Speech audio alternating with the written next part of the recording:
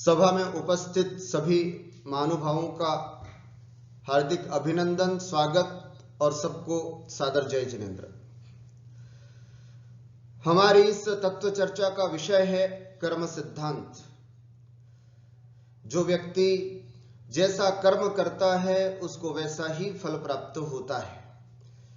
आज हम जिस तरह की अवस्था को भोग रहे हैं अथवा जैसी भी अवस्था हमको प्राप्त हुई है, इसका जिम्मेदार कोई और नहीं, हम स्वयं हैं। यदि मैं आज दुखी हूं, यदि मैं आज परेशान हूं, यदि मैं आज पीड़ित हूं, यदि आज मैं असहाय हूं, यदि आज मैं दुखों से कहरा रहा हूं, तो इस सब का जिम्मेदार कोई और नहीं, मैं स्वयं हूं। इस बात को यह कर्म सिद्धांत समझाता है। और यदि आज मैं अपना वर्तमान सुधारता हूं, यदि आज मैं अपने कर्मों को बहुत सुव्यवस्थित करता हूं, तो निश्चित रूप से आगे आने वाला जो भविष्य है वो मेरा बहुत अच्छा हो सकता है। लेकिन यह इंसान वर्तमान को तो अच्छा नहीं सुधारता और भविष्य में अच्छे की कामना करता है, जो कभी संभव नहीं होता। जैन दर्शन के अनुसार इन कर्म सिद्धांतों की बहुत सुंदर विवेचना की गई है। मैं समझता हूं समस्त भारतीय अथवा पाश्चात्य दर्शनों में अगर सर्वोत्तम विवेचन कर्म सिद्धांत का कहीं मिलता है तो वो केवल मात्र जैन दर्शन में है। एक एक चीज बड़ी सूक्ष्मता के साथ, कारण के साथ सुव्यवस्थित रूप से वर्णित है, वो जैन दर्शन। इसलिए हमने इस कर्म सिद्धांत के विवेचन को यहां पर प्रारंभ किया है। हमने अभी तक चर्चा जो की है वो क्या की है, संक्षिप्त में एक बार आपसे चर्चा करके फिर मैं आगे बढ़ना चाहता हूं। हमने चर्चा की है कि आखिर ऐसा कौन सा कारण है जिसकी वजह से मैं अज्ञानी हूं, क्यों मुझे बार बार याद करने पर याद नहीं होता है, क्यों मैं भूल जाता हूं। आखिर कई चीजें तो ऐसी हैं जो मेरी इंद्रियों का विषय भी नहीं बन पा रही हैं। आखिर ऐसा क्या कारण है जिसकी वजह से मुझे सामान्य ज्ञान भी नहीं हो पा रहा है। आचार्य उत्तर देते हैं, कुछ और नहीं, ये तेरा अपना कर्म है, ज्ञानावरण कर्म। ज्ञानावरण कर्म, तेरे ज्ञान पर एक आवरण पड़ गया है जिसकी वजह से तू सामान्य बातों को भी नहीं जान पाता है, और विशेष पूरी पृथ्वी को इत्यादि को जानना तो फिर बहुत असंभव है। कई बार ऐसा भी होता है, ज्ञान तो दूर, मुझे ज्ञान से पूर्व जो एक सामान्य आभास होता है वो आभास भी नहीं हो पाता। अर्थात चक्षु दर्शन से पूर्व मुझे चक्षु इंद्रिय से जो मैं जिन वस्तुओं को जानता हूं उसके जानने से पहले एक सामान्य आभास होता है, वो भी मुझे नहीं हो पाता। चक्षु इंद्रिय के अलावा और सभी इंद्रियों के माध्यम से भी यदि मैं कुछ जानना चाहता हूं, उससे पूर्व एक सामान्य जो आभास होता है वो आभास तक भी मुझे नहीं हो पा रहा है। और तो और मुझे नींद बहुत आती है, ऐसी भयंकर नींद आती है कि कोई दिन में सुलाए तो सो जाऊं, कोई रात को कहे तो रात भर सोता रहूं, सुबह 8-10 बजे भी अगर कोई न उठाए तो भी सोता रहूं। आखिर ऐसा कौन सा कर्म है जिसकी वजह से मुझे ज्ञान से पूर्व सामान्य आभास नहीं हो पाता है और साथ ही निद्रा आदि बहुत बनी रहती है। तो आचार्य ने एक कर्म बताया इसके लिए कि वो कर्म था तुम्हारा दर्शनावरण कर्म। चक्षु दर्शन, अचक्षु दर्शन, अवधि दर्शन, केवल दर्शन, निद्रा निद्रा निद्रा, प्रचला प्रचला प्रचला और स्त्यान वृद्धि, ये 9 तरह का दर्शनावरण कर्म, ये प्रकृतियां हैं। इस तरह की प्रकृति वाले ये कर्म तेरे साथ लगे हुए हैं, इसकी वजह से सामान्य आभास नहीं हो पा रहा है और निद्रा आदि कारण बने हुए हैं। फिर जिज्ञासा हुई कि हे भगवान, आखिर ऐसा क्या कारण है जिसकी वजह से मुझे सुख और दुख की प्राप्ति होती है। ऐसी क्या वजह है जिसकी वजह से मुझे कभी कभी तो सब अनुकूल साधन प्राप्त हो जाते हैं और कई बार अनुकूल साधन प्राप्त नहीं होते। कई बार अनुकूल के सब साधन प्राप्त होने के बावजूद भी मैं सुख की चैन नहीं सो पाता हूं और कई बार अभाव में भी मुझे बड़ा अच्छा लगता है।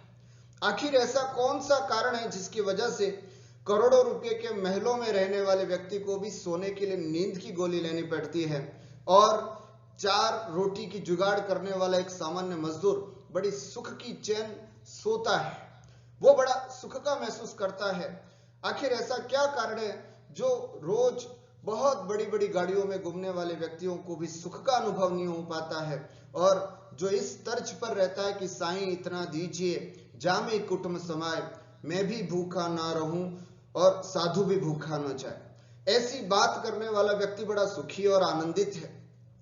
हम समझ रहे थे कि इन सब का कारण रुपया, पैसा, धन दौलत, मकान आदि होगा जिससे मैं सुखी होऊंगा, पर रिजल्ट कुछ और मिलता है। जैसे जैसे ये वस्तुएं प्राप्त होती जाती हैं, दुख और बढ़ता जाता है। तो आखिर इस सुख दुख का कारण कौन है, भगवान से पूछा तो भगवान ने उत्तर दिया, वेदनीय कर्म। वेदनीय कर्म एक ऐसा कर्म है जो तुमको सुख और दुख का अनुभव कराता है। साधनों की उपस्थिति में सुख और साधनों के अभाव में हमें दुख का अनुभव होता है। इस तरह से इन तीन कर्मों के बारे में विशेष रूप से हमने पिछले स्वाध्याय में पढ़ा। आज स्वाध्याय में जुड़े हुए सभी महानुभावों से कह रहा हूं कि यदि पिछले स्वाध्याय को आपने ज्वाइन नहीं किया है, नहीं देख पाए हैं, तो जरूर इससे पीछे वाली वीडियो जितनी भी है देखें और सुव्यवस्थित रूप से इस स्वाध्याय को करें। पिछले स्वाध्याय में एक विषय प्रारंभ किया था कि आखिर ऐसा क्या है जिसकी वजह से मुझे भगवान पर श्रद्धा नहीं हो पाती। मैं जैन कुल में पैदा हुआ हूं, है ना, मुझे अच्छा परिवार मिला है, निर्धन भी नहीं हूं, एक अच्छा परिवार मिला है, भरा पूरा परिवार मिला है, यहां तक कि मेरे माँ बाप भी बहुत संस्कारित हैं, है ना, यहां तक कि मेरे माँ बाप भी बहुत संस्कारित है, रोज मंदिर जाते हैं, पूजा करते हैं, लेकिन मेरा भाव नहीं होता है कभी मंदिर जाने का, कभी गुरुओं के दर्शन करने का भाव नहीं होता है, कभी आहार देने की इच्छा तक नहीं होती है, कभी शास्त्र को खोल करके देखने का भाव तक नहीं होता है। आखिर ऐसा कौन सा कर्म है जिसकी वजह से मेरे ये परिणाम बनते हैं? जब भगवान से पूछा का तो भगवान ने कहा एक मोहनीय कर्म है ना, जो सबसे बड़ा खतरनाक कर्म है। मोहनीय कर्म की वजह से यह जीव कभी भी सच्चे देव, शास्त्र और गुरु को नहीं पहचान पाता। ये मोहनीय एक उसी शराब की तरह होता है, जिस तरह से शराब पी लेने पर व्यक्ति अंधा हो जाता है ना, स्वपर का विवेक नहीं होता है। जैसे शराब पीने वाला व्यक्ति मां को मां नहीं समझता है और पत्नी को पत्नी नहीं समझता है, कभी मां को भूल से पत्नी कह देता है, पत्नी को मां कह करके हाथ जोड़ने लग जाता है, कारण शराब। एक शराब इतनी खतरनाक होती है कि वह इतना व्यक्ति को भुला देती है। तो ये तो छोटी शराब थी, 7-8 घंटे में उतर जाती है, लेकिन मोह महामद पियो अनादि, हम सब ने अनादिकाल से मोहनीय रूपी महामद को पिया है, जिसकी वजह से हमने आज तक स्वपर विवेक नहीं किया।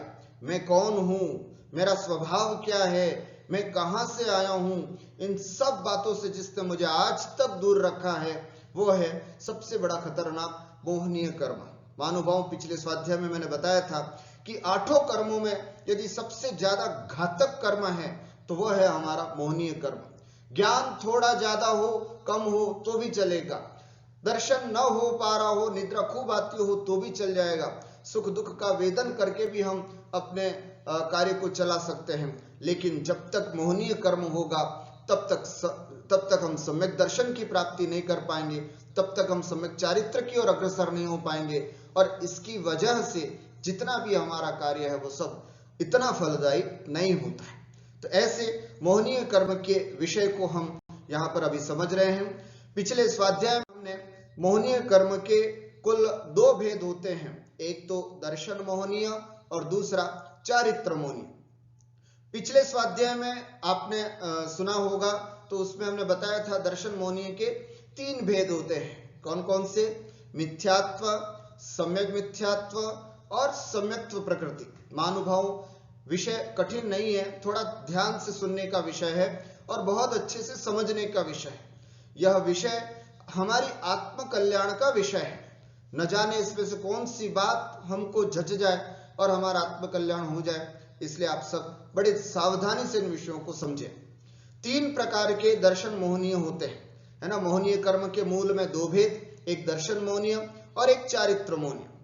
दर्शन मोहनीय में मिथ्यात्व, सम्यक मिथ्यात्व और सम्यक्त्व प्रकृति, ये दर्शन मोहनीय के 3 भेद होते हैं। मिथ्यात्व का मतलब क्या? जिस प्रकृति के उदय से जीव की अतत्व श्रद्धानुरूप परिणति होती है उसे मिथ्यात्व दर्शन मोहनीय कहते हैं।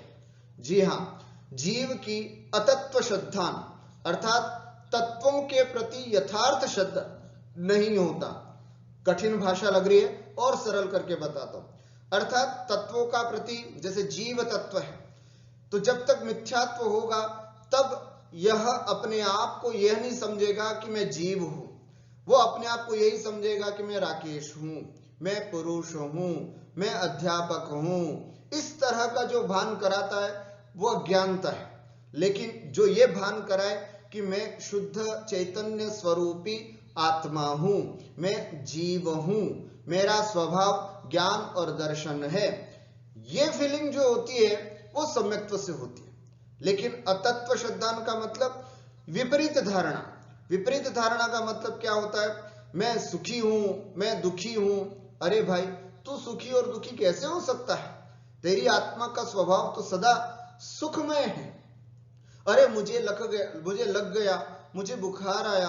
अरे भाई, बुखार शरीर को आता है, आत्मा को भला कैसे बुखार आ सकता है ना? तेरी आत्मा सिद्धों के समान है। क्या सिद्धों को बुखार आया कभी? जब उनको बुखार नहीं आता तो तुम समान स्वभाव वाले हो, तुम्हें बुखार कैसे आ सकता है? ऐसा विचार करना, ऐसी अनुभूति करना, यह है सम्यक्त्व। लेकिन मिथ्यात्व है ना, मिथ्यात्व के उदय से, मिथ्यात्व दर्शन मोहनीय के उदय से हमें आज तक सच्चे तत्वों का श्रद्धान नहीं हुआ। अजीव को अजीव नहीं माना, आश्रव को पहचाना नहीं कि किस कारणों से हमें कर्मों का आश्रव हो रहा है। ऐसे कौन से कारण है जिससे जीव और कर्मों का आखिर एक में, आत्मा के साथ कर्मों का बंध हो रहा है? ऐसे क्या कारण है जिसकी वजह से मैं संवर करूं और धीरे धीरे आत्मा से कर्मों को क्षय करूं?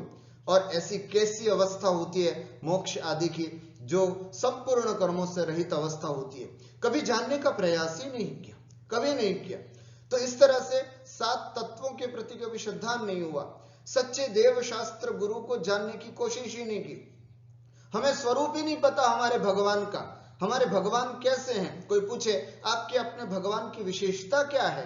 उम्र बीत गई, 20 साल, 30 साल, 40 साल के हो गए, हम 50 साल के हो गए, 60 साल के हो गए, और अभी तक हमें अपने भगवान के बारे में नहीं पता। कोई पूछे कि आपके भगवान के कोई 5 गुण बता दो, कौन से गुण हैं? हम मौन हो जाते हैं, हमें पता ही नहीं है कि हमारे भगवान के 5 गुण कौन से हैं। तो इसलिए हमने अभी तक अपने भगवान का स्वरूप नहीं समझा। हम अपने गुरुओं के बारे में नहीं जानते, उनकी तपस्या क्या होती है। इस पंचम काल में, है ना, इस कली काल में, इस पंचम काल में, इस घोर आधुनिक युग में नग्न दिगंबर होकर के जो तपस्या करते हैं, ऐसे दुनिया में यदि सर्वश्रेष्ठ संत है तो वो हमारे गुरु हैं। कभी हमें उनके ऊपर गौरव ही नहीं हुआ, कभी उनके बारे में हमने जानने की कोशिश ही नहीं की, कभी ऐसे शास्त्रों को पलटने की कोशिश नहीं की जो हमें सब कुछ शिक्षा प्रदान करते हैं। हम न जाने कैसे कैसे ग्रंथों को पढ़ करके अपने आप को गौरवान्वित समझते हैं। पता है, मैंने वो ग्रंथ पढ़ा, मैंने वो बुक पढ़ी, मैंने वो बुक पढ़ी जो इंग्लिश में लिखी, वो लिखी है। अरे भाई, दुनिया में ऐसी कोई कल्याण की बात नहीं है जो जैन शास्त्रों में नहीं लिखी है। मैं कहता हूं आप सभी से कि कभी भी और किसी चीजों को पढ़े न पढ़े, जैन शास्त्रों को जरूर पढ़ना।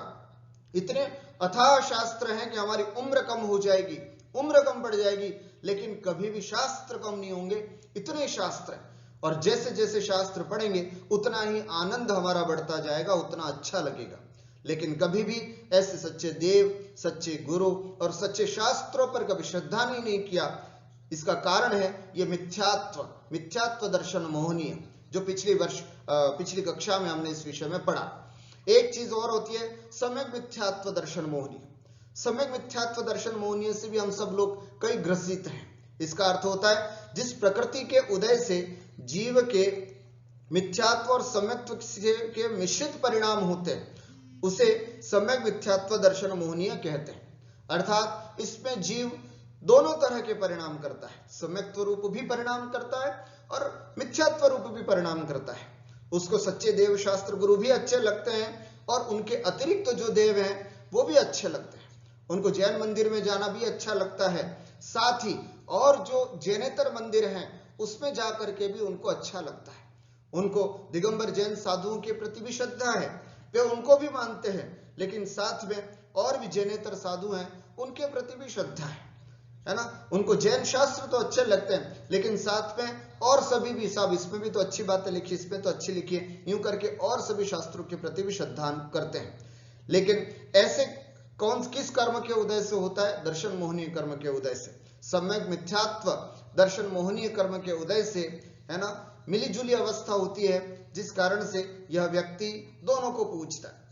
ये इसलिए जिनेंद्र भगवान की फोटो ऊपर लगाता है, साथ में अपने गुरुओं को और शास्त्र को भी रखता है, और नीचे जैनेतर भगवानों को भी स्थापित कर लेता है। नहीं साहब, अगर हमें धन चाहिए तो लक्ष्मी जी तो चाहिए, यदि हमें शांति चाहिए, है ना, तो गणेश जी तो चाहिए ही।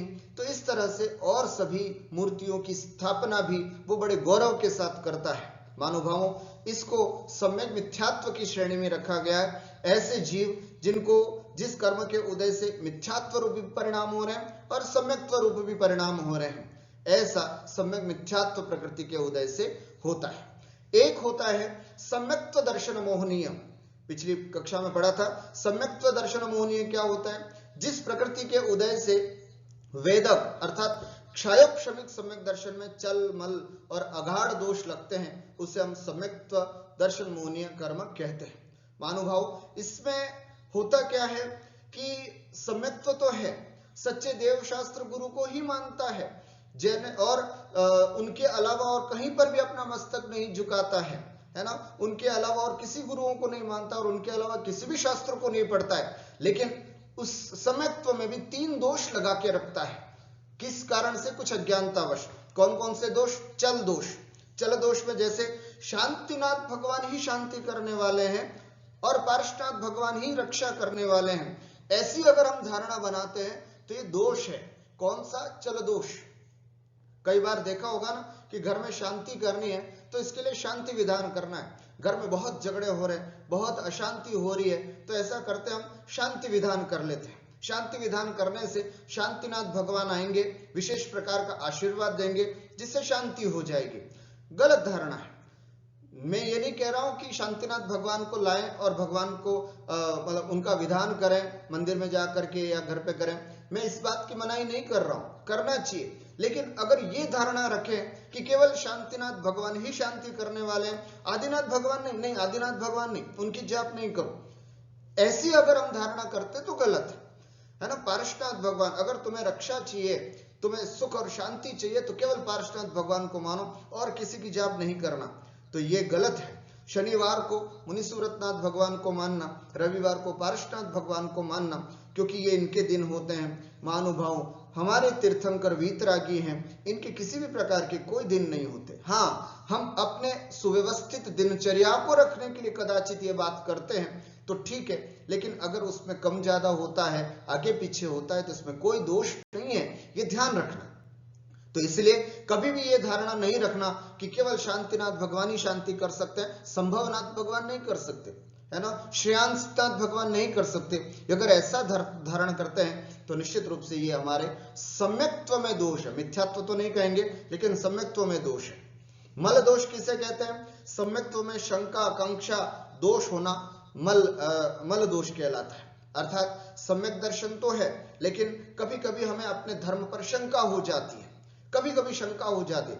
कभी कभी हम जिस कर्म को करते हैं, जिस क्रियाओं को करते हैं, जिस पूजा आदि कार्यों को करते हैं, उसके साथ साथ कुछ भगवान से कांक्षा कर लेते हैं, इच्छा कर लेते हैं कि हे भगवान, मैं नमोकार मंत्र के 35 एकासन या उपवास कर रहा हूं, इसलिए कि मेरे बेटे का जॉब लग जाए, मेरे बेटी का विवाह हो जाए, मेरे बिजनेस अच्छा हो जाए। इस भावना से यदि हम करते हैं तो ध्यान रखना, हमारे सम्यक्त्व में मल दोष उत्पन्न होता है।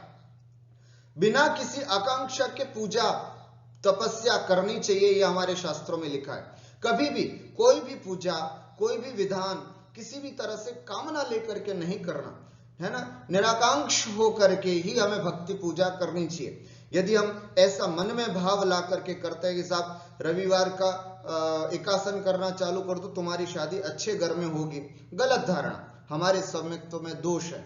तुम ये जाप करना चालू कर दो जिससे कि तुम्हारा सब कुछ ठीक हो जाएगा, ऐसी भावना नहीं। हाँ, मैं जाप इसलिए कर रहा हूं जिससे कि मेरे कर्मों का क्षय हो, ये भावना हो तो ठीक है, मैं तपस्या इसलिए करता हूं, मैं एकासन और उपवास इसलिए करता हूं जिससे कि मेरे कर्मों का क्षय हो, ये बात तो ठीक है। लेकिन अगर इस भावना से करते हैं, किसी कांक्षा को लेकर करते हैं, किसी उम्मीद को लेकर के करते हैं, तो महानुभाव ये हमारे सम्यक्त्व में दोष है। तीसरा है अगाढ़ दोष। अगाढ़ दोष में कई बार क्या होता है, कुछ लोग ऐसे होते हैं जो अपना मंदिर स्थापित करते हैं, जिनके पूर्वजों ने मंदिर स्थापना की है, कभी कभी कोई बड़ी प्रतिमा विराजमान की है ना, उन्होंने तो बहुत पुण्य अर्जन कर लिया मंदिर स्थापित करके और प्रतिमा स्थापित करके, लेकिन उनके वंशज, बाद में आने वाले उनके पुत्र पौत्र आदि, अगर ये अभिमान करे कि पता है ये हमारा मंदिर है, हमारे परिवार वालों ने इसको विराजमान किया, भगवान को हमारे परिवार, मेरे पिताजी ने भगवान को विराजमान किया, ऐसा भाव आना कि मेरे पिताजी ने भगवान को विराजमान किया, ये दोष का कारण है। इसमें दोष होता है अगाढ़ दोष। महानुभाव, हम सब की क्या औकात है कि हम किसी भगवान को विराजमान कर सके? विचार करें, है ना, जो कुछ प्राप्त हुआ है वो सब हमें भगवान की भक्ति से प्राप्त हुआ है, तो हमें उस भगवान पे गौरव होना चाहिए। उनको भगवान को विराजमान अथवा मंदिर करने का अथवा विधान कराने का हमारा क्या सामर्थ्य है ना। तो इसलिए ऐसा कभी भी अभिमान न हो, अगर होता है तो ये भी हमारे सम्यक्त्व में दोष होता है। इस तरह से दर्शन मोहनीय के कुछ ये प्रसंग थे जो हमने पिछले स्वाध्याय में पढ़े थे, और मुझे कुछ बताना रह गया था इसलिए मैंने इसको। आइए अब हम देखते हैं, हमारे साथ कई बार ऐसा भी होता है। क्या होता है कि कई बार हम चाहते हैं कि छोटा मोटा कोई नियम ले लें, कोई संकल्प ले लें, लेकिन ले नहीं पाते। कई महाराज जी कई बार फोर्स भी करते हैं कि भाई आपकी उम्र 40 साल हो गई है, 50 साल हो गई है, एक छोटा सा नियम ले लो कुछ भी।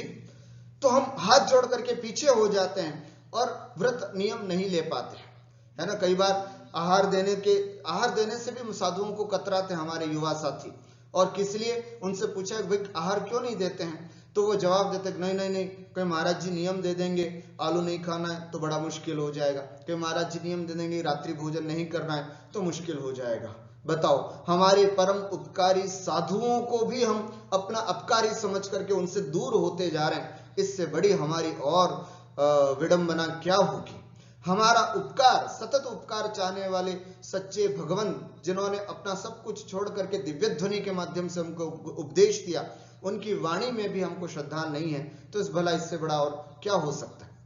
तो छोटे छोटे नियम या संकल्प लेने के भाव नहीं होते। कई बार हमने देखा कि हम सब कुछ चाहते हैं, भगवान पर विश्वास भी है, हमारा सम्यक्त्व भी है ना, सब कुछ अच्छा है, लेकिन जैसे ही कोई छोटा सा नियम लेने की बात करें तो बिल्कुल हाथ जोड़ करके मना करते हैं, साहब मैं नहीं बंद, हाँ मैं रात को भोजन नहीं करता हूं, बिल्कुल नहीं करता हूं, लेकिन है ना मैं नियम नहीं ले सकता, मैं संकल्प नहीं कर सकता।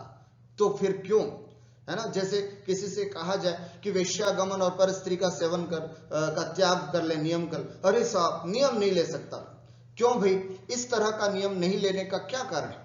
तो इसके पीछे कहीं ना कहीं हमारा वो अब्रह्म, कहीं ना कहीं वो हमारा भोग करने के भाव छिपे हुए होते हैं, इसलिए संकल्प लेने के भाव नहीं होते, ये देखा है। कई बार ऐसा भी देखने में आता है कि व्रती अथवा प्रतिमाधारी नहीं बनने के भाव नहीं होते हैं। हम चाह करके भी व्रती बने, है ना, प्रतिमाधारी बने, लेकिन कोई ना कोई ऐसा आड़ा आ जाता है जिसकी वजह से हम व्रती अथवा प्रतिमाधारी नहीं बन पाते हैं।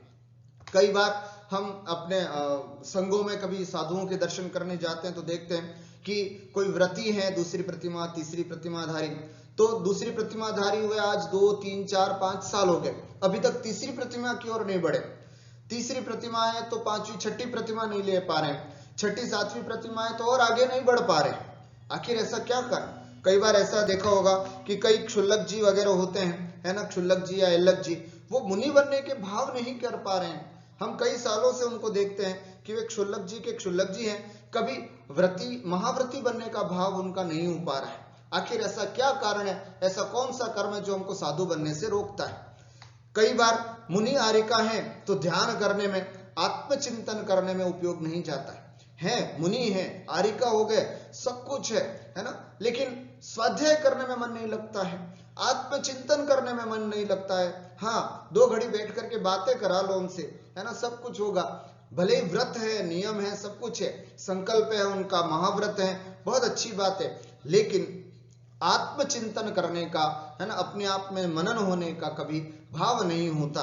आखिर ऐसा क्यों, प्रश्न है मेरा, आखिर ऐसा क्यों? ऐसा कौन सा कर्म है जो हमको संकल्पित होने से, जो हमको नियंत्रित होने से रोकता है? आत्म कल्याण में साधक चारित्र को, सम्यक चारित्र को ग्रहण करने में बाधक कौन? ऐसा जब प्रश्न पूछते हैं मां जिनवाणी से, तो मां जिनवाणी कहती है हमारा चारित्र मोहनीय कर्म, है ना। मोहनीय कर्म में कौन सा? चारित्र मोहनीय कर्म। चारित्र मोहनीय कर्म जो है, जो हमको आगे बढ़ने से रोकता है, ये बड़ा घातक कर्म है। कहते हैं इस चारित्र मोहनीय कर्म की वजह से सम्यक्त्व, ये ऐसा है जो हमारे सम्यक्त्व, मोहनीय कर्म की बात बता रहा हूं, ये सम्यक्त्व और चारित्र का बाधक है ना। ये मोहनीय कर्म ऐसा है जो हमारे सम्यक्त्व का भी बाधक है और चारित्र का भी बाधक है। हमें सम्यक्त्व भी नहीं होने, अर्थात सम्यक दर्शन भी नहीं होने दे रहा है, और हम जीवन में नियंत्रित होना चाहते तो नियंत्रित भी नहीं होने देता है। दो भेद है इसके, दर्शन मोहनीय और चारित्र मोहनीय। चारित्र मोहनीय के कुल 25 भेद है। दर्शन मोहनीय के बारे में हमने पिछले स्वाध्याय में विस्तार से पढ़ा था। आज हम चारित्र, सम्यक चारित्र मोहनीय के बारे में समझने का प्रयास करते हैं। चारित्र मोहनीय के कुल 25 भेद होते हैं, है ना। कषाय वेदनीय और नो कषाय वेदनीय। सबसे पहले कषाय वेदनीय और नो कषाय वेदनीय। कहीं कहीं पर इसको कषाय मोहनीय और नो कषाय मोहनीय भी बोलते हैं, है ना। एक ही बात है, कषाय का वेदन करने के कारण कषाय वेदनीय कहा जाता है, और मोहनीय का भेद होने से कषाय मोहनीय भी कहा जाता है। शास्त्रों में दोनों उल्लेख हैं, इसलिए मैंने यहां पर आपको दोनों बताना ठीक समझा।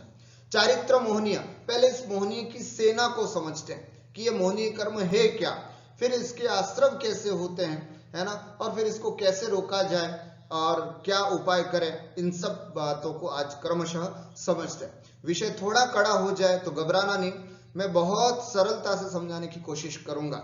और दूसरा, थोड़ा समय ज्यादा भी हो जाए तो आकुलता नहीं करना। आज हमारे आत्म कल्याण की बहुत बड़ी बात आपके सामने करने जा रहा हूं। तो कषाय वेदनीय, कषाय वेदनीय किसे कहते हैं? जो आत्मा के शुद्ध भाव को कसता है, अर्थात नष्ट करता है, ये कषाय वेदनीय है। अर्थात कषाय ही एक ऐसी चीज है जो हमारे आत्म स्वभाव को नष्ट करता है। ये सब चारित्र मोहनीय का भेद है ना। और जो आत्मा के चारित्र गुण का घात करती है, ऐसी यह प्रकृति है ना। हमारे आत्मा में चारित्र गुण है ना। हमारे आत्मा निज में रमण करने का स्वभाव वाली है। उत्तम चारित्र क्या है ना, यथाख्यात चारित्र क्या है कि अपने निज आत्मा में रमण करना, शुद्धोपयोग में लीन होना, ये चारित्र है, ये सर्वश्रेष्ठ चारित्र है ना। ऐसे चारित्र में बाधक क्या है? तो मोह। कौन सा मोह? शरीर के प्रति मोह, परिवार के प्रति मोह, मकान गाड़ी के प्रति मोह, समाज के प्रति मोह, अपनों के प्रति मोह।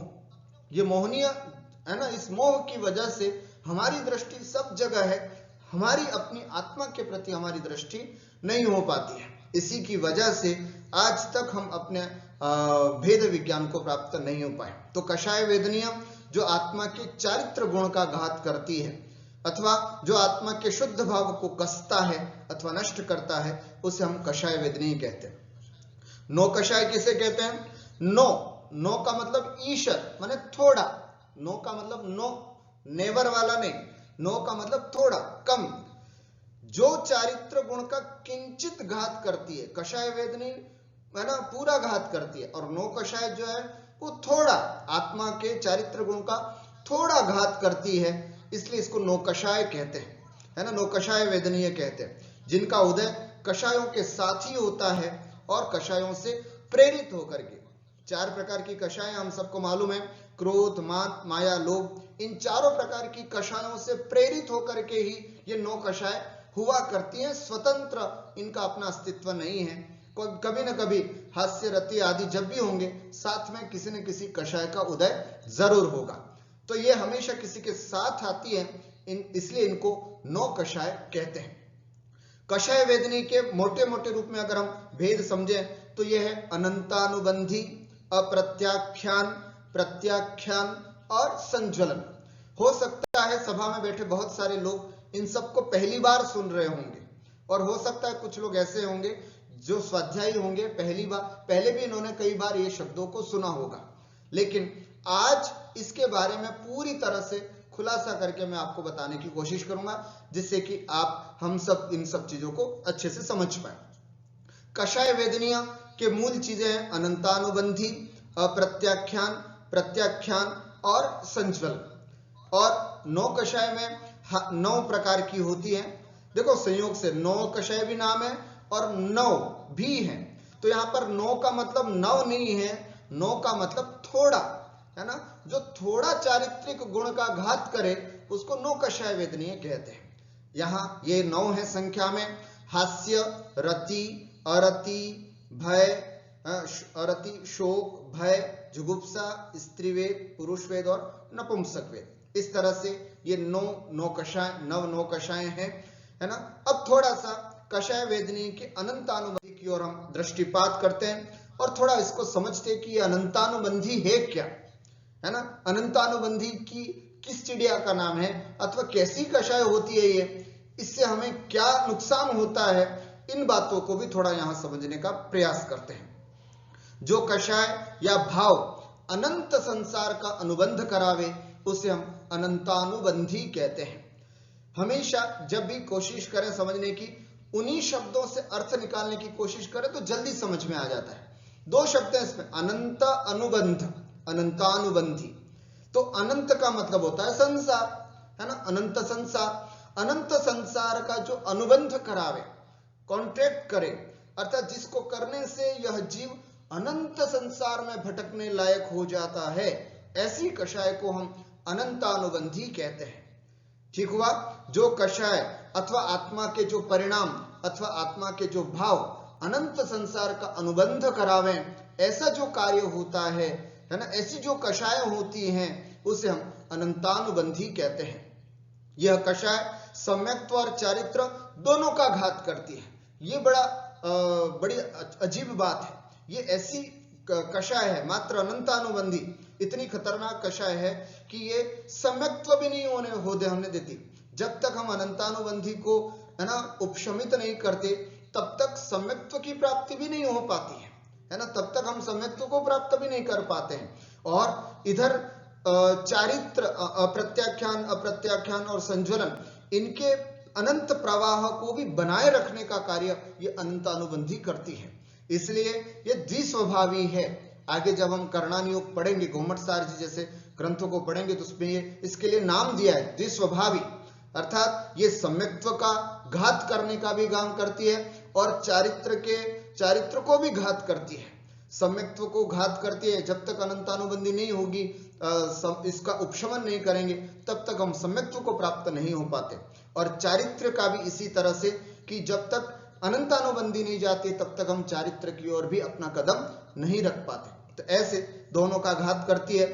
कषायों की तीव्रता नहीं, कई बार कई आम लोगों से भी कभी हम चर्चा करते हैं तो उनसे पूछते हैं कि साहब अनंतानुबंधी का मतलब क्या, तो वो ये कहते हैं कि साहब खूब गुस्सा करना अनंतानुबंधी हो जाता है, तेज गुस्सा करना अनंतानुबंधी हो जाता है।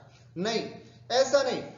कई बार आपने देखा होगा, 2 व्यक्ति हैं, है ना, एक व्यक्ति खूब चिल्ला रहा है, खूब डांट रहा है ना, किसी के ऊपर गुस्सा कर रहा है, खूब भयंकर कषाय कर रहा है, और फिर बाद में 10 मिनट में देखा तो बिल्कुल शांत हो गया। एक आदमी ऐसा है जो चुपचाप बैठा है, कुछ नहीं कर रहा है, लेकिन उसके अंतरंग में कषाय चल रही है। तो बहिरंग में इस चीजों को देख करके हम ये अनुमान नहीं लगा सकते कि ये कौन सी कषाय है, बल्कि अनंतानुबंधी या जो हम अप्रत्याख्यान, प्रत्याख्यान की मैं जिसकी चर्चा कर रहा हूं, इनकी वासना काल से पता चलता है कि कौन सी कषाय है। वासना काल का मतलब है कि जो कषाय कितनी देर तक चलती है, कितने समय तक चलती है, उसके आधार पर निर्धारित होता है कि कौन सी प्रकृति की कषाय है।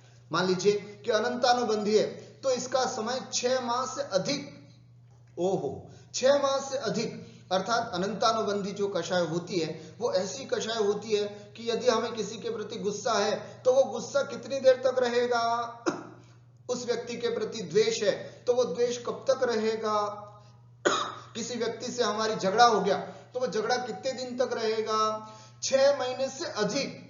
क्यों साहब, उसके बीच में नहीं, एक दूसरे को जय जिनेंद्र करने को तैयार नहीं है, सामने मिल बैठ करके बात करने को तैयार नहीं है, कितना भी कर लें, लेकिन कभी भी एक साथ बैठ करके चर्चा करने का भाव उनको नहीं होता है। महानुभाव, वो कषाय अनंतानुबंधी होती है। अर्थात जब कषाय 6 महीने से ऊपर अगर हमारी चलने लग जाती है तो फिर वो अनंतानुबंधी प्रकृति की हो जाती है, और अनंतानुबंधी प्रकृति की होने से वो पत्थर की रेखा के समान हो जाती है, जिसको जल्दी मिटाना संभव नहीं।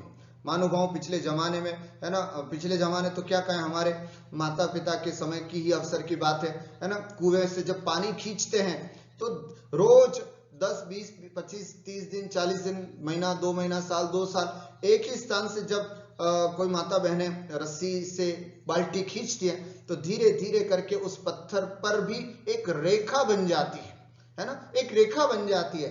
ठीक उसी प्रकार ये कषाय 6 महीने तक लगातार अगर हम किसी से अनबन रखते हैं, किसी से दुश्मनी रखते हैं, तो ये कषाय भी ऐसी बन जाती है जो एक पत्थर की रेखा के समान हो जाती है। पत्थर की रेखा को मिटाना बड़ा आसान नहीं है, उसी तरह से अनंतानुबंधी कषायों को भी समाप्त करना बड़ा मुश्किल है। इसलिए कभी भी कोई भी कषाय, आप सबसे विशेष करके अनुरोध है कि किसी से भी अगर कोई अनबन हुई हो तो आज ही जय जिनेंद्र करके सुलटा दीजिएगा। अनंतानुबंधी कषाय का बंद अगर हो गया, और मान लीजिए अनंतानुबंधी कषाय के समय हमें बंद हुआ गति का, तो सीधा नरक गति का बंद होता है, सीधा नरक गति का। इसलिए कोशिश करें कि हम कभी भी किसी के प्रति कोई बैर नहीं। साल में 3 बार पर्युषण क्यों मनाए जाते हैं? इसी के कारण। मनाते तो हम एक ही है, लेकिन शास्त्र में साल में 3 बार पर्युषण आए, जिससे 3 बार उत्तम क्षमा, उत्तम क्षमा, उत्तम क्षमा बोल करके कम से कम 6 महीने के अंदर अंदर उसकी कषाय समाप्त हो जाए। इसी कारण तो 3 बार पर्युषण मनाने का विधान शास्त्र में आया है। तो इसलिए ये अनंतानुबंधी यदि हम 6 महीने से ज्यादा अगर किसी कषाय को, चाहे वो क्रोध हो, चाहे वो मान हो, चाहे हमारी किसी भी प्रकार की मायाचारी हो, अथवा किसी भी प्रकार का लोभ हो, यदि हम 6 महीने तक लगातार उसको करते हैं तो यह अनंतानुबंधी की श्रेणी में आती है। ऐसे अनंतानुबंधी कुल 4 हैं: अनंतानुबंधी क्रोध, अनंतानुबंधी मान, अनंतानुबंधी माया और अनंतानुबंधी लोभ। ठीक है, ये अनंतानुबंधी क्रोध के साथ है, वैसे ही मान के साथ भी है ना, ऐसी मायाचारी के साथ भी है, और ऐसे लोभ के साथ भी इसको जानना चाहिए। अप्रत्याख्यान, दूसरी जो है वो हमारी अप्रत्याख्यान है। अनंतानुबंधी के बारे में समझा, अब अप्रत्याख्यान को देखें। प्रत्याख्यान का मतलब होता है त्याग। प्रत्याख्यान अर्थात त्याग। जिस कषाय से ईशत त्याग अर्थात देश संयम अथवा व्रतों को धारण करने के भाव भी न हो, वह अप्रत्याख्यान कषाय कहलाती है। आखिर ऐसी कौन सी कषाय जिससे हमें संयम, व्रत, नियम आदि लेने के भाव नहीं होते? वो यही कषाय, अप्रत्याख्यान कषाय। इस कषाय के उदय से यह जीव कभी भी संयम धारण करने का भाव नहीं करता है। 2 प्रतिमा है ना, 1 प्रतिमा या 2 प्रतिमा लेने के भाव सब अनुकूलता है। परिवार भी अनुकूल है ना, साधु भी उपदेश दे रहे हैं हमको, विद्वान लोग भी बार बार कह रहे हैं कि अब उम्र हो गई है 60-70 साल की, अब हम प्रतिमा ले लेनी चाहिए। लेकिन न जाने कौन सा ऐसी कषाय है, ये यही कषाय अप्रत्याख्यान चारित्र मोहनीय कषाय का उदय होता है, जिसकी वजह से हम कभी भी थोड़ा सा भी व्रत, नियम, संयम लेकर के आगे नहीं बढ़ना चाहते हैं। कहते हैं यदि कषाय 15 दिन से 6 महीने तक, है ना, कोई कषाय है ना, 15 दिन से अगर 6 महीने तक, इस दौरान बीच में इतना लंबा चलती है, 15 दिन से ऊपर चल जाते और 6 महीने के अंदर अंदर कोई भी कषाय अगर बढ़ती है, तो उसकी प्रकृति जो बन जाती है वो अप्रत्याख्यान चारित्र मोहनी की प्रकृति, उसका स्वभाव वैसा बन जाता है। तो इसलिए इस प्रकृति का जो ऐसी प्रकृति जब बनती है ना, और जब ये ऐसी कषाय का जब उदय आता है, तो वो हमें व्रत, नियम, संयम लेने से पीछे कर देता है। वो हाथ पीछे करा देता है, नहीं नहीं नहीं नहीं साहब, हमें नियम नहीं लेना है, व्रत नहीं लेना है, संयम, 50 तरह के बहाने हमारे जीवन में उपस्थित कर देता है। पृथ्वी पर खींची रेखा के समान यह प्रत्याख्यान होता है। जिस तरह से किसान जब हल चलाता है तो पृथ्वी पर एक रेखा चलती है, एक रेखा बन जाती है, बड़ी कठिनाई से बनती है, लेकिन जब बन जाती है तो बड़ी कठिनाई से ही मिटती है। 10-15 दिन लग जाते हैं उसको खत्म होने में, समाप्त होने में। बस उसी तरह से ये कषाय भी ऐसी होती है जो 10-15 दिन, 15 दिन से ऊपर लग जाते हैं, है ना, उतनी गहरी कषाय यह होती है। पृथ्वी पर खींची रेखा के समान ये अप्रत्याख्यान कषाय होती है। और इस कषायों को करते हुए यदि हमें कहीं आयुबंध होता है तो ये सीधी तिर्यंच गति का बंध कराती है। अथवा ये कहें कि जिसके जीवन में अप्रत्याख्यान कषाय का अधिक बहुलता रहती है, जिसके जीवन में अधिकतम जीवन अप्रत्याख्यानमय बीता हो, तो उस जीव के तिर्यंच गति का बंध होता है। और ये भी 4 प्रकार की होती है: अप्रत्याख्यान क्रोध, अप्रत्याख्यान मान, अप्रत्याख्यान माया और अप्रत्याख्यान लोभ। अब चर्चा करते हैं हम प्रत्याख्यान की। प्रत्याख्यान का मतलब अभी हमने समझा, त्याग करना, है ना। तो प्रत्याख्यान तो हो गया, जिस कषाय के उदय से जीव महाव्रतों को धारण न कर सके, प्रत्याख्यान तो कर दिया, अर्थात त्याग तो कर दिया, संयम भी ग्रहण कर लिया, देश संयम भी ग्रहण कर लिया, है ना, व्रती भी बन गए, क्षुल्लक इल्लक भी बन गए, लेकिन महाव्रत अंगीकार नहीं कर पा रहे, मुनि नहीं बन पा रहे हैं, आरिका नहीं बन पा रहे, क्षुल्लिका बन करके रह गए, आरिका नहीं बन पा रहे हैं, है ना, ब्रह्मचारिणी जी बन करके रह गए, उम्र निकल गई, लेकिन आरिका नहीं बन पा रहे हैं। तो आखिर ऐसा कौन सी कषाय है? प्रत्याख्यान कषाय है, इसका नाम है प्रत्याख्यान कषाय। यह कषाय मुनि आरिका नहीं बनने देती है। और कैसी कषाय होती है जिसकी वजह से ऐसा कर्म बनता है?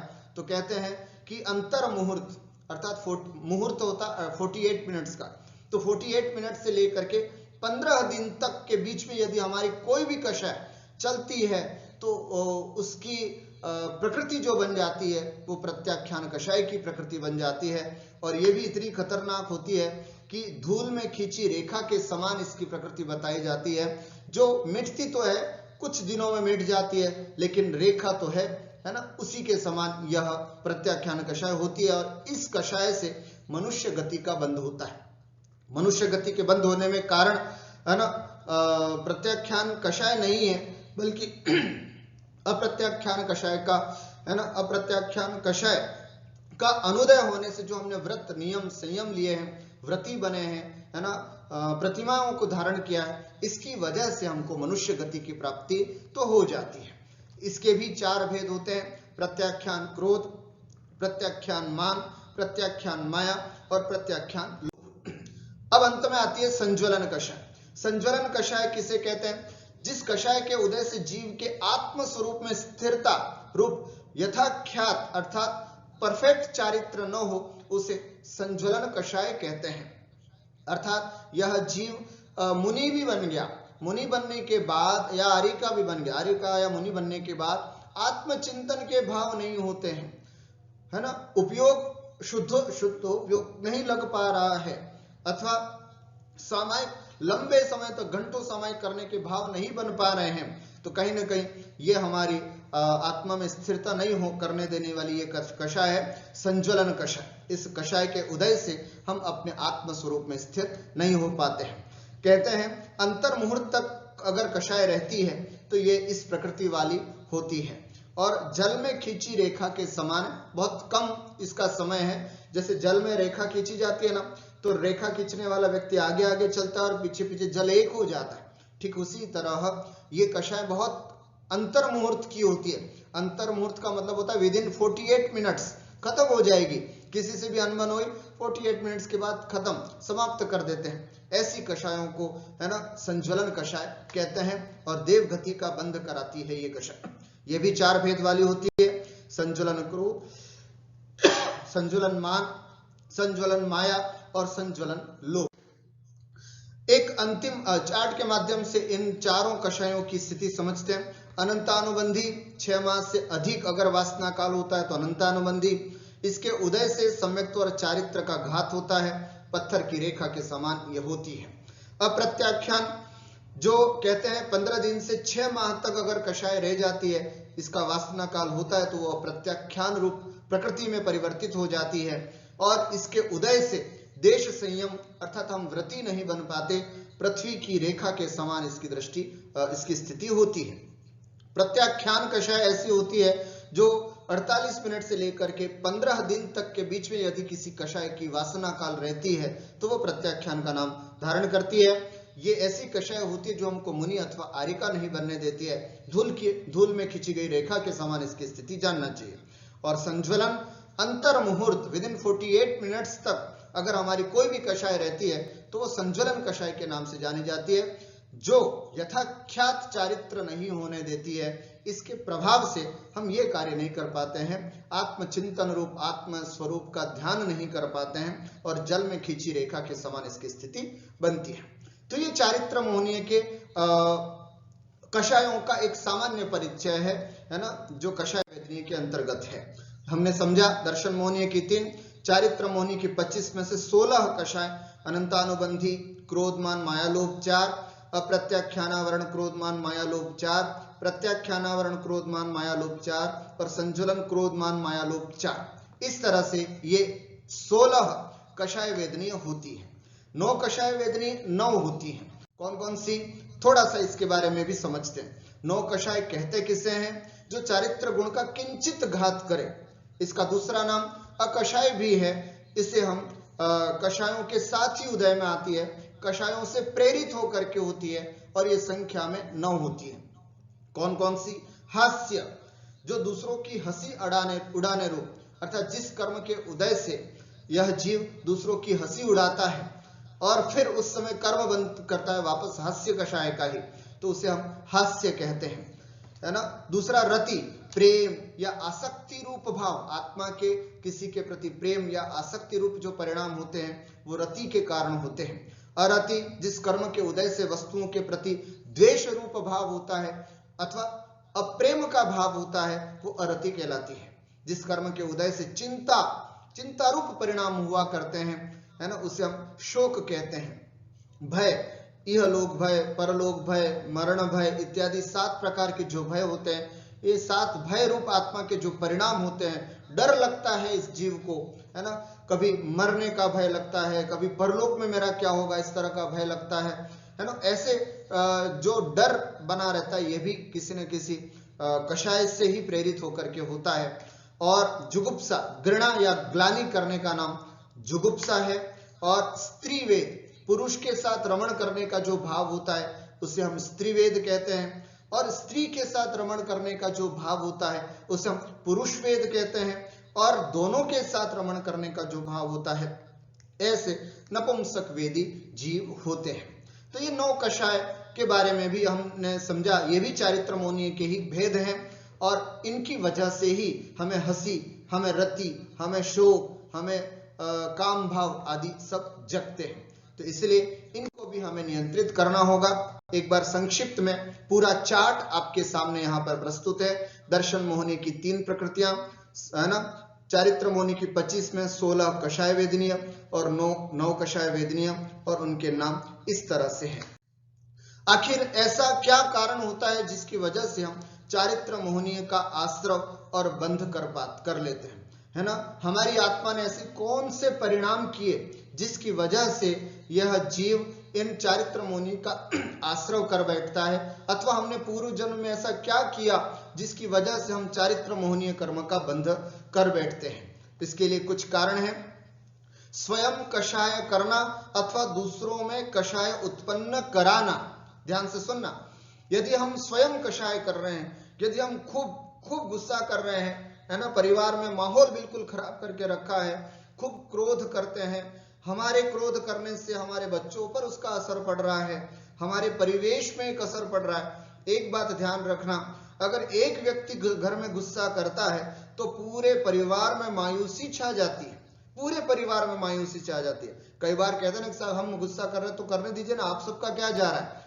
पर इसका प्रभाव अकेले व्यक्ति पर नहीं बल्कि पूरे परिवेश पर पड़ता है और उसी का कारण है। आप अगर इस पर विश्वास नहीं करते तो आप देख सकते हैं 2 पौधे हैं जिनको एक पौधे में जल बड़े गुस्से के साथ देना, और है ना, और एक पौधे में जल जो है वो बड़ी खुशी के साथ देना। आप खुद ही 1 महीने के अंदर रिजल्ट प्राप्त करेंगे जिसमें आप बड़ी प्रसन्नता के साथ अपना कर्तव्य समझ करके उस पौधे में पानी देते हैं। वो पौधा बहुत अच्छी तरह से लहराता है, और जिसमें अरे मुझे डालना पड़ रहा है, मुझे गुस्सा है ना, गुस्से के परिणाम के साथ डालेंगे तो उसका 1 माह के अंदर रिजल्ट कुछ दूसरा होता है। इसलिए महानुभाव हमें इन कषायों को कंट्रोल करना है, और विशेष करके अनंतानुबंधी अगर कषाय हमने कहीं किसी के साथ बांध रखी है तो कोशिश करें कि किसी भी हालत में उसको ऊपर न जाने दे और आज ही के आज उसको किसी भी तरह से समाप्त करने की कोशिश करें, अन्यथा यह कषाय ऐसी कषाय होती है जो सीधा नरक गति का बंद कराती है। इसलिए ऐसी कषायों से बचना है। और दूसरा, कषायों के माध्यम कितने भी मिले, है ना, क्रोध, मान, माया, लोभ, है ना, इसके कितने भी माध्यम मिले, कई तरह के साधन मिले, लेकिन उस समय में भी हमें नियंत्रित करना है, अपने आप को कंट्रोल करना है बड़ा कठिन, कहना बड़ा आसान है, उपदेश देना बड़ा आसान है, लेकिन उस परिस्थिति में अपने आप को नियंत्रित करना थोड़ा बहुत मुश्किल है। लेकिन अगर हम कोशिश करें, हम अपनी आत्मा के हिताहित की बात अगर हम सोचते हैं, तो हम कोशिश करें कि हम स्वयं कभी भी कषाय नहीं करें और मेरा ऐसा कोई व्यवहार ना हो जिसकी वजह से दूसरों को कषाय करनी पड़े। मान लीजिए कि मैं ऑफिस से जल्दी चला आता हूं तो मेरा बॉस गुस्सा करेगा, तो मेरी वजह से वो गुस्सा किया है, तो मैं भी उसका कारण बनूंगा, तो मैं इससे आश्रय बंद होता है। अगर मैं अपने परिवार का पालन पोषण सही तरह से नहीं करता हूं, उसकी वजह से मुझे अपने परिवार को दुखी देखना पड़ता, तो ये भी कहीं ना कहीं उनकी कषायों का कारण होता है। यदि मैं अपने माँ बाप की सेवा नहीं करता हूं और उनका गुस्से का कारण बनता हूं, तो उसके भी कहीं ना कहीं मेरे चारित्र मोहनी कर्म का आश्रय बंद होता है। महानुभाव, ये सब अगर स्वयं कषाय करते हैं या दूसरों से कषाय उत्पन्न करवाते हैं, तो ये दोनों चारित्र मोहनी के बंध और आश्रय का कारण होता है। तपस्वी जनों के चारित्र में दूषण लगाना एक आम बात हो गई है।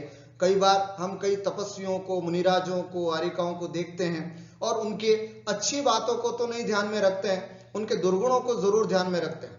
क्वचित कदाचित कहीं एक क्षण के लिए आप दर्शन करने जाते हैं और कहीं ना कहीं न जाने कोई छोटी सी बात अगर दिख जाती है, तो हम एक धारणा बना लेते, अरे वो महाराज जी, उनको तो हमने देखा था, तो वो तो ये कर रहे थे। इस तरह से हम अपने मन में एक ऐसी धारणा बिठा लेते हैं जो कि बहुत गलत है। फिर खुद बिठा ले तो वो ठीक है, लेकिन उस बात को हम 50 लोगों के बीच में जा करके कहते हैं, अरे वो तो महाराज जी ऐसे थे, वो माता जी ऐसी थी, है ना। न जाने, हो सकता है वो किसी विशेष परिस्थिति में उन्होंने ऐसा वो कार्य किया हो, लेकिन बाद में भी इस तरह का गुणगान आप तो कर रहे हैं, और उन्होंने हो सकता है वो अपना दोष प्रायश्चित लेकर के स्वीकार करके और ठीक कर दिया वो अपने आप और वापस तपस्या में लीन हो गया। लेकिन ऐसे चारित्रवान पुरुष और आरिकाओं के पीछे यदि हम दोषारोपण करते हैं, तो कहीं ना कहीं चारित्र मोहनी कर्म का आश्रय बंधन करते हैं। संक्लेश पैदा करने वाले वेश व्रत धारण करना, ऐसे वृष, है ना, वेश धारण करना जो दूसरे को संक्लेशित करे, है ना, हाथ में धनुष ले लेना, तलवार ले लेना, दूसरों को डर पैदा करे, ऐसे वेश धारण कर लेना भी चारित्र मोहनी कर्म का बंध का कारण होता है। या फिर ऐसे व्रत ले लेना, है ना, कि बिल्कुल कई प्रकार के आजकल हम सब लोग देखते हैं ना, है ना, कांच के तीरों पर चलना है या फिर उल्टे होकर के चलना, इस तरह के कुछ ऐसे भी व्रत होते हैं। इन सबको धारण करके स्वयं संक्लेशित होना और दूसरों को संक्लेशित करना, यह भी चारित्र मोहनी के आश्रय और बंध के कारण जानना चाहिए। देवगति के देवों को गलत स्वरूप बताना, मानना, यह भी कहीं ना कहीं चारित्र मोहनी कर्म के आश्रय का कारण है। कई बार होता है ना कि अरे देवता लोग तो सुरापान करते हैं, देवता लोग तो कवलाहार करते हैं, देवता लोग तो केवल इंद्रियों का भोग करते हैं, ऐसा उन पर आक्षेप करना, जबकि हमारे देवताओं का स्वरूप ऐसा नहीं है। लोकांतिक देव हुए, है ना, 16वें सर्ग से ऊपर रहने वाले अहमिंद्र हुए, ये सब देवता जो होते हैं वो सम्यक दृष्टि होते हैं। उनके नीचे जो देवता भवन और जो देवता हैं भवनवासी व्यंतर ज्योतिष, उसमें भी कई देवता ऐसे हैं जो सम्यक दृष्टि भी हैं। उनके प्रति ऐसा लांछन लगाना कहीं ना कहीं चारित्र मोहनी कर्म के आश्रय और बंध का ही कारण होता है। तो इन सब को हमें ध्यान रखना है और कुल मिलाकर के चारित्र को प्राप्त करना है तो चारित्रवान व्यक्ति की उनके प्रति कषाय, उनके प्रति संक्लेश भाव नहीं करना। अब हमें क्या करना है, आज हमें इस बात को विशेष रूप से समझना है। 10 से 15 मिनट में आपका और लूंगा और संक्षिप्त में अपनी बात को कहने की कोशिश करूंगा। अब इस चारित्र मोहनी के पाठ को पढ़ने के बाद हमें क्या शिक्षा मिलती है, हम किस और बढ़ें, हमें क्या करना है, इस बात को थोड़ा समझते। छोटे छोटे नियम जैसे अष्टमी चतुर्दशी को एकासन करना कर सकते हैं, है ना। ऐसा नहीं बिल्कुल कि हम अपने आप को डाल देंगे, नहीं अब हमारी इच्छा ही नहीं हो रही, नहीं। अगर हमारी उम्र 30 साल 35 साल और 40 साल के आसपास है तो हम ये कोशिश करें कि धीरे धीरे अष्टमी और चतुर्दशी को एकासन करने का भाव करें, है ना। अथवा एकासन कर रहे हैं तो हरि नहीं खाने का भाव करें, है ना। साथ में बाजार की वस्तु, एकासन तो कर रहे हैं लेकिन बाजार से बहुत सारी वस्तु ला ला करके फिर खा रहे हैं, ऐसा नहीं। उस दिन कोशिश करें कि हम बाजार की वस्तु नहीं खाएं। ऐसे छोटे छोटे नियम हो सकते हैं, है ना। ऐसे नियम लेकर के भी हम अपने चारित्र को आगे बढ़ा सकते हैं। भोजन से पहले नमोकार मंत्र पढ़ना, है ना। भोजन के बाद नमोकार मंत्र पढ़ना, अथवा सोने से पहले नमोकार मंत्र पढ़ना, सोने के बाद अथवा सुबह उठने से बाद नमोकार मंत्र पढ़ना, ये भी एक आदत डालनी चाहिए। ऐसा नहीं कि उठते ही तुरंत टीवी देखने बैठ गए, उठते ही तुरंत न्यूज़पेपर पढ़ने बैठ गए, उठते ही तुरंत बेड टी लेने बैठ गए, ऐसा नहीं होना चाहिए। उठते ही सबसे पहले भगवान का नाम स्मरण करना, ये नियम है, ये छोटा सा नियम है लेकिन बहुत बड़ा कमाल का नियम है। महानुभाव, ये होने को बहुत छोटे नियम है लेकिन ये छोटा सा नियम भी अगर हम संकल्प पूर्वक भगवान के सामने नियम लेते हैं तो इसका फल बहुत बड़ा होता है। एक धीवर, एक केवल मछुआरा, उसने एक मुनिराज से केवल इतना नियम लिया था कि मैं मछुआरा हूं, मछली पकड़ने का त्याग तो कर ही नहीं सकता। हाँ, ये जरूर है कि पहली मछली आएगी उसको मैं छोड़ दूंगा। क्या? पहली मछली आएगी उसको मैं छोड़ दूंगा, उसको मैं नहीं मारूंगा। और हुआ यही कि एक बार जब वो मछली पकड़ने गया तो जैसी पहली मछली आई उसने उस पर कुछ निशान करके बस इसको नहीं पकड़ूंगा, पर बार बार जब भी उसने जाल डाला बार बार वही मछली आती रही, भाई वही मछली आती रही, नहीं इसको तो मैंने जान बख्श दिए, इसको तो मैं नहीं पकड़ूंगा। ऐसा करके वो रात शाम हो गई लेकिन और मछली उसके पास कोई नहीं आई। और अंततोगत्वा जैसे वो गर गया तो पत्नी से झगड़े में उसका अंतकाल हो गया और वह मृत्यु को प्राप्त होकर के सीधे देवगति को प्राप्त हुआ। महानुभाव, नियम क्या था? छोटा सा, केवल पहली मछली नहीं पकड़ूंगा, लेकिन उसका परिणाम कितना बड़ा निकला कि देवगति को प्राप्त हुआ। न जाने ऐसे बहुत सारे उदाहरण हमारे शास्त्र में। कौवे का मांस का त्याग किया था, मात्र कौवे का मांस, मैं कौवे का मांस नहीं खाऊंगा, उसकी वजह से उसको इतना बड़ा मतलब देवगति की प्राप्ति हुई। मैं अष्टमी चतुर्दशी को, चांडाल था, यमपाल चांडाल, मैं फांसी नहीं दूंगा किसी को। ऐसे छोटे छोटे नियम, है ना, ऐसे छोटे छोटे नियम होते हैं जो जीवन में एक बहुत बड़ा क्रांतिकारी परिवर्तन लाने में सक्षम होते हैं। तो इसलिए ये एक नियम हुआ। जैसे एक माला फेरने का नियम हो सकता है कि मैं रोज रात को सोने से पहले एक नमोकार मंत्र की माला जरूर फेरूंगा, ऐसा भी हो सकता है। व्रतियों की खूब प्रशंसा करना, ध्यान रखना, इसमें आपको कुछ नहीं जा रहा है, इसमें तो मैंने कोई व्रत नियम लेने की बात भी नहीं कही है। क्या? व्रतियों की खूब प्रशंसा करना, उनके गुणों की प्रशंसा करना कि साहब ये बहुत महान तपस्वी हैं, मैं आपके गुणों की अनुमोदना करता हूं, खूब प्रशंसा करता हूं। ऐसे व्रतियों के साथ बैठ करके उनसे चर्चाएं करना, उनकी प्रशंसा करना, उनके वैराग्य के प्रसंग सुनना चाहिए और अपने आश्रित लोगों को व्रत लेने के लिए प्रेरित करना चाहिए। यदि आप घर में छोटे और आपके परिवार में आपके सास ससुर हैं, आपके माता पिता हैं, तो हमें कोशिश करनी चाहिए कि वो व्रत लें, व्रत अंगीकार करें। हमें उनको सपोर्ट करना चाहिए, हमें उनको प्रेरित करना चाहिए कि महाराज जी आए हैं, आप व्रत ले लीजिएगा, आप संयम ले लीजिएगा, हम पलवाते हैं आपको, हम आपको पूरी व्यवस्था देंगे। ऐसी यदि हम कोशिश करते हैं तो ये निश्चित रूप से चारित्र मोहनीय कर्म का क्षयोपशम का कारण होगा। हम भी आगे जाकर के चारित्र को धारण करने वाले बनते हैं। तो इसलिए अपने आश्रित लोगों को व्रत, कई बार तो क्या होता है कि लोग, बड़े लोग व्रत ले नहीं पाते, उसके पीछे कारण यही होता है कि पलवाना वाले कोई नहीं होते। आधे लोगों की समस्या तो यही है कि हम अगर ले लें तो हमारे पलवाने वाले कोई नहीं, हम लें कैसे। लेकिन अगर घर घर में इस तरह का माहौल बन जाए कि नहीं साहब शुद्ध भोजन होगा, सब कुछ अनुकूल भोजन बनेगा, आप निश्चिंत होकर के नियम लें, व्रत लें, हम आपको पलवाएं, ऐसी अगर हम सहयोग करते हैं तो ये निश्चित रूप से चारित्र के लिए हमारा सर्वाधिक सहयोगी कदम होता है। उसके अलावा पहली प्रतिमा की ओर तो कदम बढ़ा ही सकते हैं। कहते हैं कि चारित्र का सर्वोत्तम अवस्था क्या है? मुनि बनना। मुनि नहीं बन पा रहे हैं, आर्यिका नहीं बन पा रहे हैं, तो व्रती बनना चाहिए। व्रती में 11 प्रतिमाएं बताई जाती और 11 प्रतिमाओं में सबसे पहली प्रतिमा कम से कम लेने का भाव तो होना ही चाहिए। कई महानुभाव प्रश्न करते हैं कि साहब पहली प्रतिमा हमारे लेने के भाव हो तो हमें क्या करना चाहिए। संक्षिप्त में 5 मिनट में इसके बारे में आपको बता करके समझाने की कोशिश करता हूं कि अगर पहली प्रतिमा लेने के भाव है तो हमें किस तरह का आचरण करना होगा। ध्यान रखें, पहली प्रतिमा में क्या करना होता है। जैसे सबसे पहले सम्यक दर्शन का नियम लेना होता है। सम्यक दर्शन का मतलब क्या? मैं सच्चे वीतरागी देव शास्त्र गुरु को मानने का संकल्प लेता हूं। ये सबसे पहला नियम है। अगर हम व्रती पहली प्रतिमा लेते हैं ना, ये हमारा चारित्र की ओर बढ़ने वाला पहला कदम है। 11 प्रतिमाओं में पहली प्रतिमा दर्शन प्रतिमा है। यहाँ पर दर्शन का अर्थ है सम्यक दर्शन। सम्यक दर्शन को ग्रहण करने का भाव हमारे अंदर आना चाहिए, और उसके लिए करना क्या है, हाथ में श्रीफल लेकर के किसी दिगंबर जैन साधु के पास अथवा मंदिर में जाकर के संकल्प पूर्वक कहें कि मैं सच्चे देव शास्त्र गुरु के अतिरिक्त और किसी के आगे अपना मस्तक नहीं झुकाऊंगा, किसी को धर्म देव गुरु मान करके अपना मस्तक नहीं झुकाऊंगा। इस तरह से श्रीफल रख करके 9 बार ओंकार मंत्र पढ़ना चाहिए। तो सबसे पहला नियम सम्यक दर्शन का नियम दर्शन प्रतिमा के अंतर्गत आता है।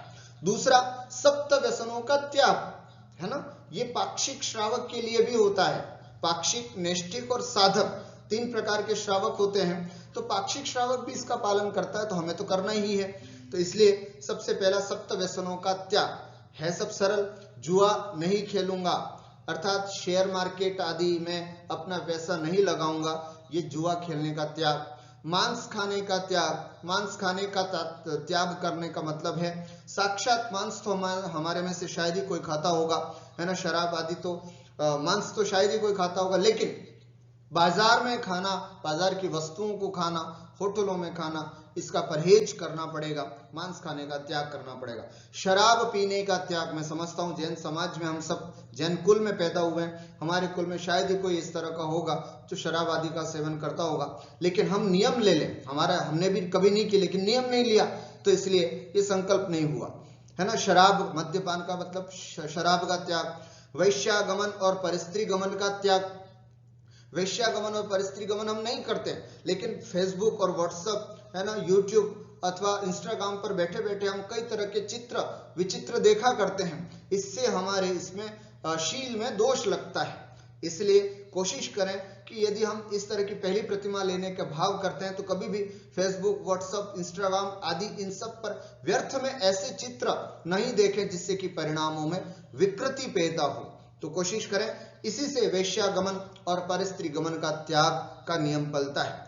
शिकार करने का मतलब यह मत समझना कि आजकल कोई तीर, बाण, धनुष लेकर के कोई शिकार करने जाता होगा। शिकार करने का तात्पर्य यहाँ पर उन शिकारियों के द्वारा बनाए गए चमड़े के बेल्ट, जूते, पर्स, है ना, इन सब चीजों का उपयोग करना, ये शिकार करने के अंतर्गत आ जाता है। अगर हम सच्चे श्रावक हैं, है ना, प्रतिमाधारी बनना चाहते हैं, तो चमड़े की वस्तुओं का त्याग करना जरूरी है।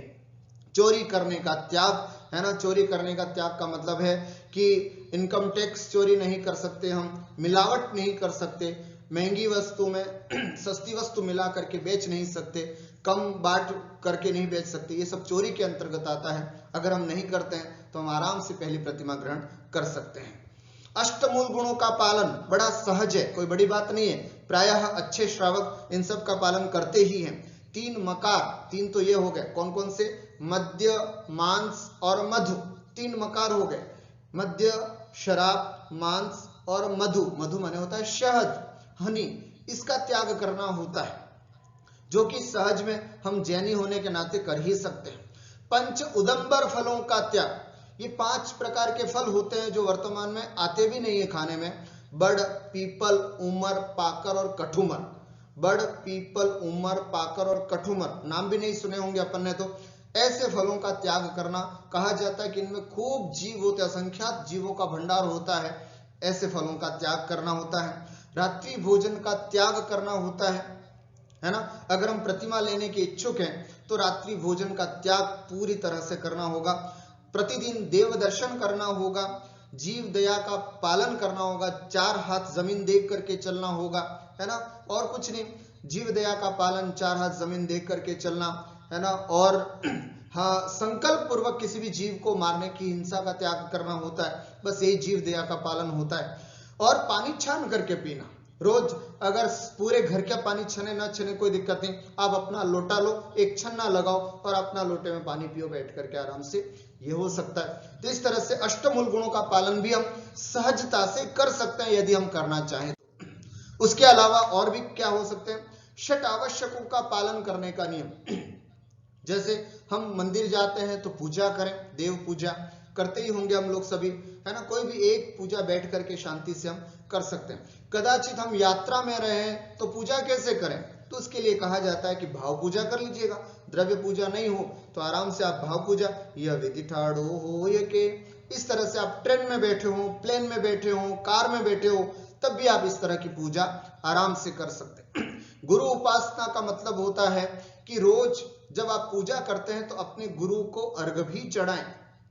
अवसर आने पर चौका लगा करके गुरु को आहार दान भी दें। समय मिले तो गुरु की वैयावृत्ति भी करें।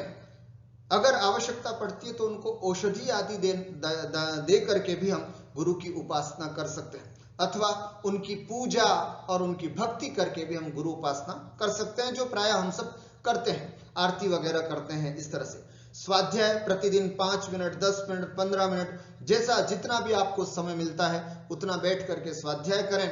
संयम रखें, है ना, रोज छोटे छोटे नियम लें, है ना, या फिर ब्रह्मचर्य व्रत आदि लेकर के संयमित जीवन जिए। तप करें, है ना, कभी उनोदर करें, कभी एकासन करें, कभी उपवास करें, और यथाशक्ति, है ना, समय समय पर दान देते रहें, जो प्राय हम सभी जैन करते ही। तो ये हो गया सब षट आवश्यकों का पालन, जो हम कहीं ना कहीं कर सकते हैं, इसमें कोई दिक्कत नहीं आती। 5 अणुव्रतों का पालन करना, है ना। 5 अणुव्रतों का पालन करने का मतलब क्या है?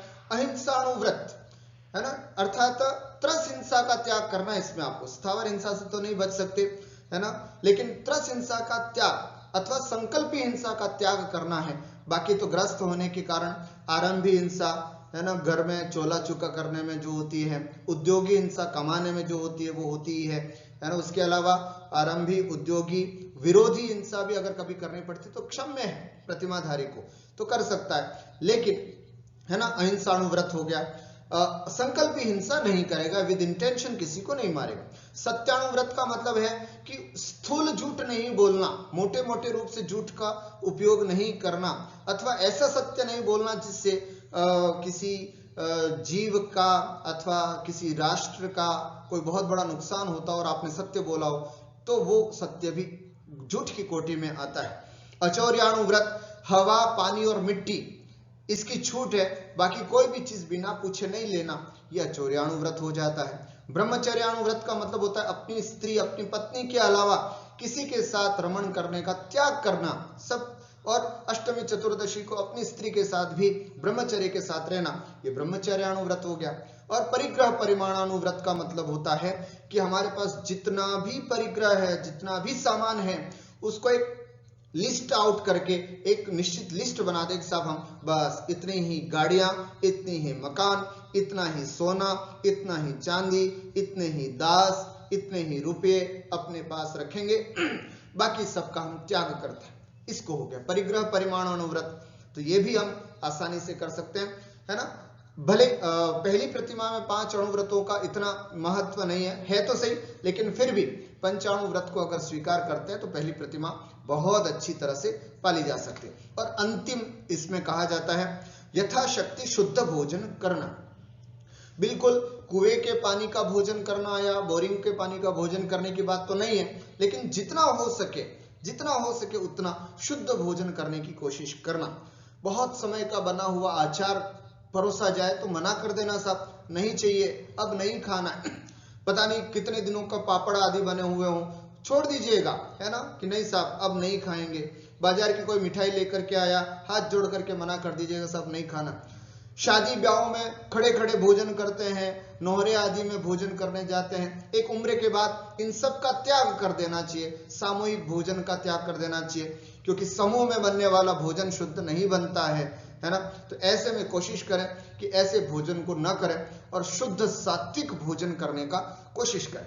बस यही पहली प्रतिमा लेने के लिए बातें होती है, बड़े आसानी से हम पहली प्रतिमा का पालन कर सकते हैं। मैं इसलिए इस पर जोर दे रहा हूं कि पहली प्रतिमा पर अगर हमने पहला कदम रखा तो धीरे धीरे परिणाम बनेंगे। हम दूसरी प्रतिमा, फिर तीसरी प्रतिमा, सामायिक प्रतिमा, फिर प्रोषधोपवास प्रतिमा करके धीरे धीरे हम अपने चारित्र के पथ पर आगे बढ़ सकते हैं।